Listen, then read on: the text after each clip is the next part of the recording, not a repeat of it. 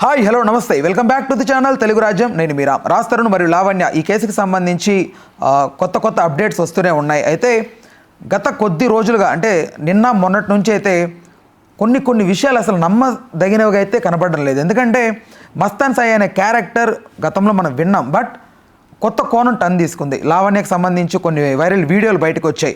And Shekhar భాషని ఎప్పుడు చూడని కోణంలో ఇప్పుడు చూడాల్సి వస్తోంది. అసలు ఏం జరుగుతోంది ఈ స్టోరీకి సంబంధించి ఒక మంచి వివరణ, ఒక పూర్తి విశ్లేషణ సినీ మరియు రాజకీయ విశ్లేషకులు దాసి విజ్ఞాన్ గారిని మరిన్ని వివరాలు తెలుసుకుందాం. నమస్తే అన్న. నమస్తే. అయితే ఆ వీడియోస్లో అమ్మాయి మాట్లాడుతున్న దాని ప్రకారం అసలు నెవర్ ఎక్స్పెక్ట్ ఈ మస్తాన్ సాయి గురించి నెవర్ ఎక్స్పెక్ట్. ఈ శేఖర్ భాష గారు కూడా అసలు అలాంటి ఒక మస్తాన్ సాయి లాంటి ఒక కైండ్ ఆఫ్ పర్సన్ అసలు డిస్క్రైబ్ కూడా చేయలేము. అతన్ని అంత దారుణంగా ఉన్నాయి అతని బ్యాక్గ్రౌండ్. సో అతనితో ఎలాంటి సంప్రదింపులు జరపడం కూడా కరెక్ట్ కాదనిపిస్తుంది. అసలు మీ వర్షన్ ఏంటి? కంపల్సివ్ డిజార్డర్ అనే ఒక వ్యాధి, not OCD. OCD also obsessive compulsive disorder. అది అబ్సెసివ్ కంపల్సివ్ నాకు సంబంధం లేదు. I'm talking about only compulsive. Repeatedly doing the same. అది చేయలేకపోతే వాళ్ళు ఉండలేరు. రిపిటేటివ్గా చేయాలి ఖచ్చితంగా. Maybe it is an excessive exercising అయి ఉండొచ్చు, కంపల్సివ్ షాపింగ్ అయి ఉండొచ్చు, అదే రూట్లో రోజు వెళ్ళాలి అనిపించవచ్చు, ఈవెన్ ట్రాఫిక్ ఉన్నా సరే అదే షాపింగ్ స్ట్రీట్ మళ్ళీ తిరగాలనిపించవచ్చు. ఇంకేమైనా కొత్త వస్తువులు వస్తాయి, ఏమున్నా లేకున్నా కూడా అది తిరిగితే అదొక సంతోషం, సాటిస్ఫై అవుతుంది. మెంటల్గా ఫిజికల్గా మైండ్ రిలాక్స్ అవుతుంది. చూసిన సీన్సే మళ్ళీ చూడడం, అదే పనికి ఇంటర్నెట్ దాన్నే మళ్ళీ బ్రౌజ్ చేసుకోవడం, సమ్ పీపుల్కి ఇలాంటిది ఒక డిజీజ్ ఉంటుంది. సో ఇక లావణ్య విషయానికి వస్తే, ఈ అమ్మాయి ఏదో కారణం చేత ఎవరితోనో విడిపోయింది. సరే, వాట్ ఎవర్, అది వాళ్ళ పర్సనల్. కొన్నాళ్ళు కొన్ని మూగజీవాల మధ్య కరుస్తూ ఉన్న అలాగే ఒంటరిగా బతికింది. బయటికి వెళ్ళి తిరగలేదు. ఫైనాన్షియల్ ట్రబుల్ చాలా ఉండింది. ఈయనని అడిగితే నేను ఇవ్వను చిల్లిగవ్వ అన్నాడు. చూడబోతే పెద్ద కొంప, మింగదానికి మెతుకులేదు, మెయింటెనెన్స్కి డబ్బులు కావాలి. ఏం చేయాలో అర్థమై చావట్లా. తరచూ అలవాట్లు ఏవైతే ఉన్నాయో వాటికి నరాలు తెగిపోతున్నాయి. అప్పుడో కొంత ఆ దాతలు అంటే ఇంక ఈవిడ ఏ వ్యవహారంతో అయినా సంపాదించుకోవచ్చు, అది ఆవిడ ఇష్టం. వీళ్ళు ఇచ్చే కానీతో పదవ పొరకు ఏదో రకంగా బతికేస్తుంది. దాతలు ఇచ్చారంటే ఏ విధంగా ఇచ్చుంటారు? అది ఏదో రకంగా, అందుకే అన్నాను దాన్ని మళ్ళీ నువ్వు తీమాకి ఇంకా దాన్ని. సరే, ఓకే. అండ్ నెక్స్ట్ ఇకపోతే ఈ అమ్మాయి అలా ఉండే టైంలో ఒకనొక అద్భుతమైన సందర్భం, ఆ జూలై 4 ఆ రోజు ఏమనిపించిందో తెలియదు కానీ వెళ్ళింది, పలానా అబ్బాయి నన్ను ఏదో చేశాడని ఒక కంప్లైంట్ పడేసింది. ఇక ఆడపిల్ల పాపం నడుచుకుంటూ అంత దూరం నుంచి వచ్చింది, చెప్పులు అరిగే అంతవరకు, ఏమైందో చూద్దామని చెప్పి వాళ్ళు కూడా కంప్లైంట్ని తీసుకున్నారు. తర్వాత వాళ్ళకి అర్థమైంది అసలు విషయం ఏంటి, ఈమె పెద్ద సైకో అని. సరే, వాట్ ఎవర్. ఈ సందర్భం ఇక ఆమె ఎలాంటిదో మనకు అనవసరం. ఈ సందర్భంని యూటిలైజ్ చేసుకొని మన మీడియా ఎగబడుద్ది. ఎలా అయితే అనుకోని సందర్భంలో అఘోరి వచ్చిందో అలాగే అనుకోని సందర్భంలో ఒక లావణ్య వచ్చింది. అంతే, ఇంకేమీ లేదు దీంట్లో. వీడిని అందరూ రా అని పిలుస్తుంటే ఆనందం తట్టుకోలేక అన్ని ఛానల్స్కి తిరిగిన తర్వాత దానికి అలవాటు పడిపోయింది. రోజు పలానా ఛానల్కి వెళ్ళడం, ఇంటికి వచ్చి ఆ వీడియో చూసుకోవడం, ఇట్టింటే కామెంట్లు చూసుకోవడం, సంబరపడిపోవడం, నేచర్కి అలవాటు పడింది. సడన్గా ఏమైంది, 5 రోజులు 6 రోజులు బాగా అరే భలే ఉందే, ఇదేదో కొత్త లైఫ్ అనిపించింది. అప్పటిదాకా నెక్స్ట్ ఏంటి అనేది లేని ఒక క్వశ్చన్ మార్క్ జీవితానికి ఒక ఎంటర్టైన్మెంట్ దొరికింది, అంటే ఒక టాస్క్ దొరికింది, ఒక పబ్లిసిటీ, వాట్ ఎవర్. అది పబ్లిసిటీ కోసం ఆవిడ చేసిందో లేదో తర్వాత సంగతి. ఆవిడకు ఒక యాక్టివిటీ దొరికింది అంటే వెళ్ళడం, 4-5 ఛానళ్ళు తిరగడం, వాళ్ళు కూడా వస్తే సంతోషం అని పిలవడం, నీట్గా డైరీ అంతా ఫుల్గా సెట్ చేసుకోవడం. అంటే ఒక బిజీ ఆర్టిస్ట్ రోజుకో షూటింగ్ తిరిగినట్టు అలా తిరిగేది. దీనివల్ల ఉపయోగం ఏం లేదు ఈవిడికి పెద్దగా. మహా అయితే కొంతమంది 2 and 4 క్యాబులు పెడతారేమో, అంతకు మించి ఇంకేమీ లేదు, అసలు ఉపయోగమే లేదు. బట్ తిరిగేసింది. ఈ యాక్టివిటీ కోసం సొంత జీవితాన్ని బయట పెట్టుకోవాలనుకుంటుందా? అసలు అలా అనుకుంటుందని కూడా నేను చెప్పాలా. ఇంకా అనుకోకుండా తన జీవితంలో ఒకటి జరిగింది. ఇప్పుడు ఏం చేసింది, ఇవన్నీ చూసిన తర్వాత ఆవిడకి నచ్చేసింది ఇది. రోజు టీవీ ఓపెన్ చేసినా, వెబ్సైట్లో ఓపెన్ చేసినా లావణ్య. అబ్బాయి ఏదో భలే ఉంది. మంచో చెడో అన్ని గాలికి వదిలేసిన తర్వాత మంచి చెడు అనేది ఏమి ఉండదు మనుషులకి, అన్నీ వదిలేసిన తర్వాత. సో ఆ పేరు వినపడుతుంటే సంతోషం. సడన్గా కత్తిరింపు ఏమైంది, ఆ టైంలో మన విజయసాయి రెడ్డి గారి ఇష్యూ ఏదో అయ్యేసరికి వార్తలన్నీ మైకులన్నీ అటు వెళ్ళిపోయాయి. ఈవిడ పిలిచినా రావట్లే, తలుపులను తెరబెట్టుకొని. అబ్బా వీళ్ళు ఎందుకు రావట్లేదా అని చెప్పేసి వెంటనే ఫ్యాన్కి చున్నీ కట్టింది. నేను పోతున్నాను నేను స్టూల్ తంతున్నాను అని. ఫోకస్ షిఫ్టింగ్కి వెంటనే మళ్ళీ అందరూ ఇటు వచ్చేసారు. ఇదేదో బాగుంది అనిపించింది. మళ్ళీ తర్వాత వీళ్ళందరూ అక్కడ వార్త రసవత్తరంగా ఉండేసరికి మళ్ళీ అటే వెళ్ళారు. ఈలోపు పవిత్ర జయరాము అండ్ చందు చెల్ల ఇష్యూ మళ్ళీ మైకులన్నీ అటు వెళ్ళిపోయాయి. ఇప్పుడు ఇంటికి ఎవరు రావట్లా, గేట్లన్నీ తెరబెట్టి కూర్చుని ఎవరు రావట్లా, ఫోన్లన్నీ అట్లా ఆన్లైన్లో పెట్టి కూర్చుని ఎవడు చేయట్లా. అయ్యో రామ ఏంటా ఇది నా వల్ల అవ్వట్లేదు అంటే ఇక ఇప్పుడు నేను ముందు చెప్పినటువంటి డిసీజ్కి తాలూకు లక్షణాలు ఎలా అంటే మనిషి ఒకదానికి అలవాటు పడ్డ తర్వాత when you stop it in a particular period of time like మాదక ద్రవ్యాలాగా యూ కాంట్ ఇక దాన్ని నువ్వు జీర్ణించుకోలేవు. నాకు అది కావాలి ఖచ్చితంగా, అలా అలవాటు పడిపోయింది. మళ్ళీ ఛానల్స్ ఎవరు పిలవట్ల పిచ్చెక్కిపోతుంది. ఇంకా ఒళ్ళంతా రక్కేసుకుంటుందో తలదీసి గోడకేసి కొట్టుకుంటుందో అనే టైంలో మళ్ళీ పిలిచారు. ఈవిడకి ఒక వరంలా దొరికాడు శేఖర్ భాష. పాపం ఆయన ఏదో పురుషులకు ఏదో చేద్దామని చెప్పేసి ఇలాంటి వాళ్ళు చాలామంది ఉంటారు. అబ్బాయిల జీవితంతో ఆటలాడుకుంటారు. అమ్మాయి వెళ్ళి కంప్లైంట్ పెడితే ఉమెన్ కార్డు ఉపయోగించుకుంటే ఈజీగా చెల్లుద్ది, పాపం అబ్బాయిలు అన్యాయం అయిపోతున్నారు అనే ఒక అంశం తీసుకొని వచ్చి కూర్చున్నాడు. బట్ అందరు అబ్బాయిల పట్ల ఉంటారు ఆయన ఖచ్చితంగా. ఆయన ఇష్టం, మన ముందు ఆయన ఇష్టం, ఆయన అభిప్రాయం అది. I don't know about that. So తను అలా వచ్చినప్పుడు ఈవిడకి అమ్మయ్య టైంకి వీడు ఒకటి దొరికాడు అని చెప్పేసి ఆయన దగ్గర ఉన్న ఆడియోలు వీడియోలు ఆయన బయట పెట్టడం, ఈమె దగ్గర ఉన్నది ఈమె బయట పెట్టడం. ఆయనకి ఎలా వచ్చి ఉంటాయి అవి? ఎందుకు రావు? ఇప్పుడు బాధితుడి తరఫున ఒకడు వచ్చినప్పుడు ఇదండి సంగతి ఆయన పెట్టుకుంటారు కదా. ఆ బాధితుడు ఎందుకు పెట్టుకోలేడు, వాడే పెట్టుకోవచ్చు కదా అంటే కోర్టు పరిధిలో కేసు నడుస్తున్నప్పుడు వాడు దాని గురించి మాట్లాడకూడదు. ఇలాంటివి ఉన్నప్పుడు మిగతా వాళ్ళు ఎవరైనా ఇప్పుడు రీసెంట్ ఇష్యూలో కూడా ఒక మాస్టర్ మీద ఒక ఆవిడ ఎలిగేషన్ పాస్ చేస్తే ఆ మాస్టర్ సంబంధించిన ఆవిడ వచ్చింది, ఆయన రావట్ల. అట్లా మూడో మనిషి ఎప్పుడైనా నీ తరఫున ఒకడు వచ్చినప్పుడు నీ దగ్గర ఉన్న ఎవిడెన్స్లను అతని చేత నువ్వు చెప్పించుకోవచ్చు. సో అలా ఆయన బయట పెట్టడం, ఈవిడ బయట పెట్టడం, ఆయన బయట పెట్టడం, అట్లా కొన్నాళ్ళు కాలక్షేపం సాగింది. అమ్మాయి ఎంత సాటిస్ఫైడో ఈమెకి. ఇక్కడ ఒరిగిందేమి లేదు. జీవితము నాశనమా ఇదా అంటే ఆల్రెడీ సర్వనాశనమైన జీవితమే ఇది. పరువు గిరువు ఏమైనా చచ్చిందా అంటే అది కూడా లేని జీవితమే ఇది. ఏమీ లేవు ఈ జీవితానికి. ఒకటి అసలు ఒక గోల్ లేదు, గమ్యం లేదు, ఏమీ లేదు. కాకపోతే ఏంటంటే రిపీటెడ్లీ ఏదన్నా జరుగుతూ ఉంటే అది అలాగే జరుగుతూ ఉంటే కొన్నాళ్ళకి అలవాటు పడినటువంటి ప్రాణమనం. బట్ ఏం కోరి మరి ఒక అడ్వకేట్ ఆవిడని చేరదీసి ఆవిడ కోసం సపోర్ట్గా నిలబడి ఉంటారు. సో కాల్డ్ ఒక ఆడికి ఏం కావాలో ఆ టైంలో కూడా ఎవడెవడో వచ్చాడు. తర్వాత మళ్ళీ ఎందుకు వాళ్ళు బయటకు వెళ్ళిపోయారు? 4 రోజులు ఉన్నాడు, 4 రోజుల తర్వాత వెళ్ళిపోయారు. వాళ్ళకేం కావాలో అది వాళ్ళ పర్సనల్. సో ఇలా ఇప్పుడు ఈవిడ మెయిన్ టాస్క్ ఏంటంటే ఇలా అలవాటు పడింది. ఇక తర్వాత మీడియాకి అంటావా మధ్యలో పాప హర్ష సాయి గొడవ, తర్వాత ఇంకేదో గొడవ, ఓ 190 గొడవలు, 1 కాదు 2 కాదు. మధ్యలో మర్డర్ కేసులు, ఆ కేసులు ఈ కేసులు, మీడియా మొత్తం నడుస్తుంది. మీడియా ఎప్పుడు నడుస్తుంది, షిఫ్ట్ అవుతూ ఉంటుంది. అది మధ్యలో మంచువారి ఇష్యూ నిన్నటిదాకా నడిచింది, ఇంకా నడుస్తూ ఉంది. సో వాళ్ళకి రావాల్సిన మైలేజ్ వాళ్ళకి వస్తుంది, దే ఆర్ హ్యాపీ. ఇక్కడ కావాల్సింది ఏంటి? ఆ మైకులన్నీ నా ఇంటికే రావాలా? ఈవిడ ప్రాబ్లం ఇది. అన్ని స్టూడియోలు నన్నే కూర్చోబెట్టాలా, ఈవిడ ప్రాబ్లం ఇది. సో చూసింది. ఇప్పుడు మీడియాని ఎలా డిస్టర్బ్ చేసిందంటే ఆ పడాల లక్ష్మి అనే ఆవిడ, తను ఎవరు అంటే లావణ్యతో పాటు ఇప్పుడు ఎవరు లేని టైంలో ఒంటరిగా ఎలా ఉంటుందో అనుకున్నారు కదా, ఒంటరిగా ఏమీ లేదు. ఆవిడ కలిసి తోడుగా ఉండేవాళ్ళు మొన్నటి వరకు. సో ఈవిడేం చేసింది, చింటూతోనే చింటూ వాళ్ళ మనిషే, మళ్ళీ వాడేమో పెద్ద అద్భుతమైన బయటి వ్యక్తి కాదు. వాళ్ళే మాట్లాడుకొని ఓ ఆడియోని బయటికి వేశారు. బయటికంటే ఎవరికి అయితే మీడియాకి లేదా శేఖర్ భాషకి. అందులో ఏముంది, శేఖర్ భాషని వేసేద్దాం ఆడియో శేఖర్ భాషకే పంపించారా? శేఖర్ భాషకే పంపారు, చింటూ పంపించాడు, ఇలా అనుకుంటున్నారు అని. సో అది వీళ్ళ ప్లానింగే.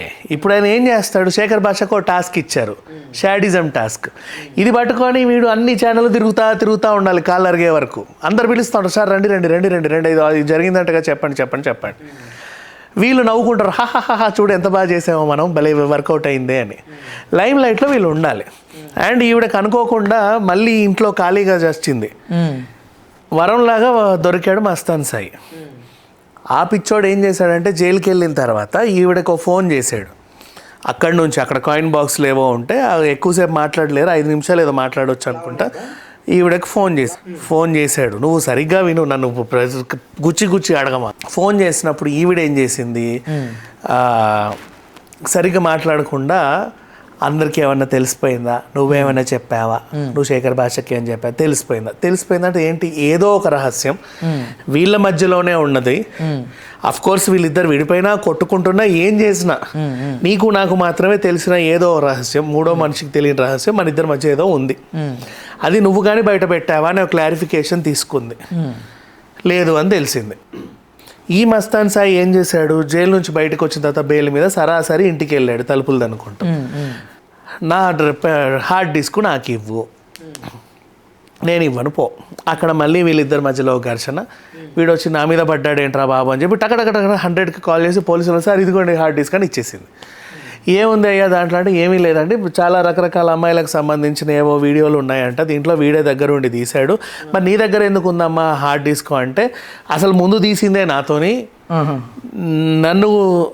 నాకు తెలియదండి, నేనేదో ప్రేమ దోమ అంటే ఇష్టపడి వెళ్ళాను, ఈ వీడియోలు తీసి నన్ను బ్లాక్మెయిల్ చేశాడు, అందుకని చెప్పి నేను లొంగిపోయి ఉన్నాను, నన్ను మానసికంగా వేధించి ఊరందరితోనూ వీడియోలు తీయించేసుకొని ఇప్పుడు నన్ను బ్లాక్మెయిల్ చేస్తున్నాడు.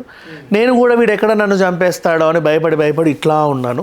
సడన్గా ఇప్పుడు అనుకోకుండా వీడు తలుపులు దన్నాడు. నేను ఆ మెట్టు కింద ఈ మెట్టు కింద దాక్కోలేక మీకు 1110100 కాల్ చేస్తే మీరు వచ్చి నన్ను కాపాడారు. ఐఎమ్ వెరీ హ్యాపీ నౌ, ఈ హార్డ్ డిస్క్ తీసుకొని వెళ్ళండి అని చెప్పింది. హీరో నిఖిల్ ఉన్నాయని వింటున్నాను. సి 1 సెకండ్, ఏదైనా ఎవరి గురించి అయినా సరే ఎలిగేషన్ వచ్చినప్పుడు, వాళ్ళు సెలబ్రిటీలు అయినప్పుడు, అట్లీస్ట్ ఫేమస్ పర్సన్స్ అయినప్పుడు పోలీసులు చెప్పకుండా ఎవడెవడో ఏదేదో వాగుతున్నాడని మనం వాళ్ళ పేర్లు చెప్పడం చాలా తప్పు ఎప్పుడూ కూడా. ఎందుకంటే వాళ్ళు చాలా ఎఫెక్ట్ అవుతారు.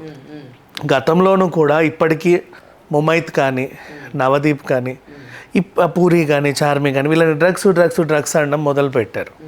అసలు వాళ్ళు నిజంగా ఉన్నారా లేదా ఎవరికి తెలియదు, ఏ పోలీస్ ఆయన కూడా చెప్పాల వీళ్ళు పలానా కేసులో ఉన్నారండి అని. బట్ అలా వార్తలు వచ్చి వాళ్ళ కెరీర్ని డిస్టర్బ్ చేయడం చాలా తప్పు. అండ్ నిఖిల్ తనకు తెలియకుండా అనుకోకుండా పాన్ ఇండియా స్టార్ అయ్యాడు కార్తికేయ ప్రింట్లు అక్కడ పడేసరికి.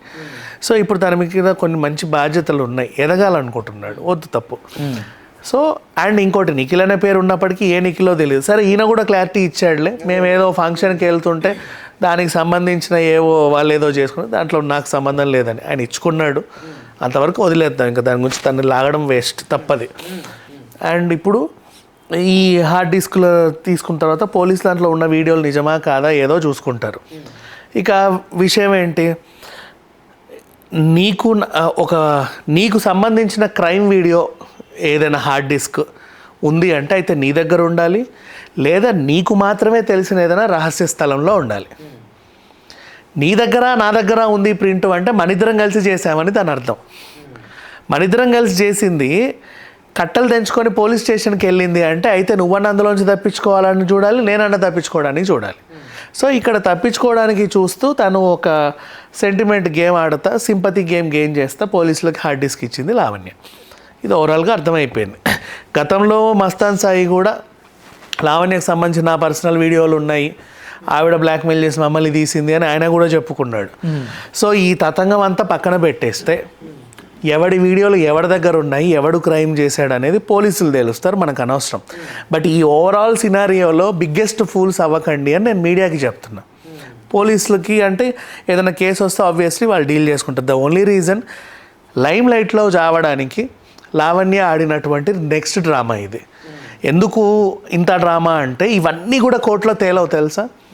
కోర్టులో వాయిస్ రికార్డులకు అసలు 0, that is not considered as a material evidence.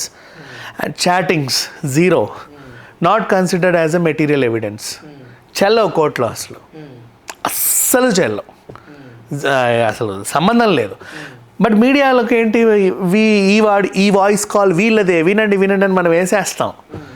అవి అందరూ వింటా ఎంటర్టైన్ అవుతూ ఉంటారు. ఆ ఎంటర్టైన్ అవుతా ఉన్నప్పుడు వీళ్ళ పేర్లు తరచు వినబడతా ఉంటే ఆ లావణ్య అనే పేరు కూడా తరచు వినబడతా ఉండాలి. ఆ రాత్రి ఆవిడకి అది నిద్ర పట్టుద్ది హ్యాపీగా. అంటే ఇప్పుడు శేఖర్ భాష గారు రిలీజ్ చేసినటువంటి ఏవైతే ఆ అమ్మాయికి సంబంధించి కొన్ని వీడియోస్ ఉన్నాయో, ప్రముఖ ఎవరో ఒక ఆయన ఇన్స్పెక్టర్ అంటే ఆయనతో మాట్లాడుతుండగా, అవును. సో బట్ ఆ వీడియోస్ ఆ అమ్మాయి ఫోన్లో రికార్డ్ అయి ఉంటాయి, మేబీ రికార్డ్ అయితే, లేదంటే ఆ ఇన్స్పెక్టర్ మొబైల్లో రికార్డ్ అవ్వాలి. ఎవరైనా షేర్ చేస్తుంటే శేఖర్ భాష గారి దగ్గరికి వచ్చి ఉండాలి, ఆయన బయటికి వదిలి ఉండాలి. అసలు ఏం జరుగుతుంది? ఆ ఇన్స్పెక్టర్ ఏమైనా రిలీజ్ చేశారా, లేకపోతే ఎలా బయటకు వచ్చాయి అసలు? అది ఇంకా ఆయన్నే అడగండి, నాకు తెలియదు తన దగ్గరికి ఎలా వచ్చాయి అనేది. I don't know. మేబీ వచ్చుంటే ఈ 2 సెక్టార్స్ నుంచి రావాలి. మేము ఎలాగైనా వచ్చి ఉండొచ్చు, వాళ్ళకి ఎలా వచ్చాయో సోర్స్ నాకైతే తెలియదు. బట్ బయట పెడుతున్నారు వాట్ ఎవర్. నేను చెప్పేది ఏంటంటే లావణ్యకి సంబంధించిన ఏ న్యూస్ అయినా వైరల్ అవ్వాలని తనకు ఆతృత ఎక్కువ. ఆ రిపీటెడ్ ఇష్యూస్ ఉంటేనే తప్ప తను హ్యాపీగా పడుకోలేదు. ఇప్పుడు జరిగేది అదే. ఇప్పుడు ఓవరాల్ ఎంత పెద్ద సినారియోలో మీరు అన్నట్లుగా ఈ ముగ్గురు హైలైట్ అవుతున్నారు. అసలైన మెయిన్ క్యాండిడేట్ రాజ్ గారు పక్కకి వెళ్ళిపోయినట్టు తెలుస్తుంది. మెయిన్ క్యాండిడేట్ రాజ్ ఎందుకు అవుతారు? రాజ్ ఏంటి సంబంధం అసలు? ఫస్ట్ ఎలిగేషన్ స్టార్ట్ అయింది రాజ్ తరుణ్తో కదా. రాజ్ ఎలిగేషన్ స్టార్ట్ అయింది కూడా ఎవరు రాజ్ ఎందుకు వేస్తాడు? ఎవరితో అడ్రస్ లేని వచ్చి రాజ్ మీద కేసు పెడితే రాజ్ ఏంటి సంబంధం? అడ్రస్ ఎలా అవుతుంది? అమ్మాయి ప్రేమించిన నేను ఈ అమ్మాయిని అనట్లా, బేసిక్గా రోడ్ల మీద రేటోళ్ళు ఎవరో వచ్చి నీ మీద నా మీద కేసు పెడితే మనం ఎందుకు హైలైట్ అవ్వాలి? For what reason? అబ్బాయికి సంబంధం లేనప్పుడు ఇంత జరుగుతున్నా కూడా మళ్ళీ మెయిన్ క్యాండిడేట్ అని రాజ్ అంటున్నారు. అండ్ ఓవరాల్గా అందరూ రాజ్ భార్య, రాజ్ లావణ్య. రాజ్ ఎందుకు వస్తున్నాడు మధ్యలో దీంట్లో? ఈమె ఎవరెవరితోనో చేసి, ఇప్పుడు ఇది యాక్చువల్గా చెప్పాలంటే మస్తాన్ సాయి భార్య లావణ్య అనుకోండి. బికాజ్ రాజ్ తరుణ్తో ఇప్పుడు మీరు బాగా గమనించండి ఒకసారి, లాస్ట్ టైం పెట్టిన కేసు కూడా లావణ్య అనే అమ్మాయి మస్తాన్ సాయిని నమ్మి వెళ్ళిపోయింది. వాడు మోసం చేశాడని గుంటూరు పోలీస్ స్టేషన్లో కేసు పెట్టింది. అవును. ఎందుకు వెళ్ళిపోయింది? మస్తాన్ సాయి ఎవరో వాళ్ళ చెల్లో ఎవరితో పెళ్ళి ఉంటే పిలిచాడు ఈవెంట్, నువ్వు కూడా వచ్చేసి సర్దుకొని మనం ఉందామని హోటల్ రూమ్లో పెట్టాడు. ఇదిగో వస్తాడు అదిగో వస్తాడు అని చూస్తే రావట్లా. ఎందుకు రావట్లేదంటే పాపం వాడికి ఇంకో ప్రాబ్లం వచ్చింది, విజయవాడ నుంచి డ్రగ్స్ వస్తున్నాయి అని చెప్పి పట్టుకున్నారు డ్రైవర్తో సహా నలుగురిని.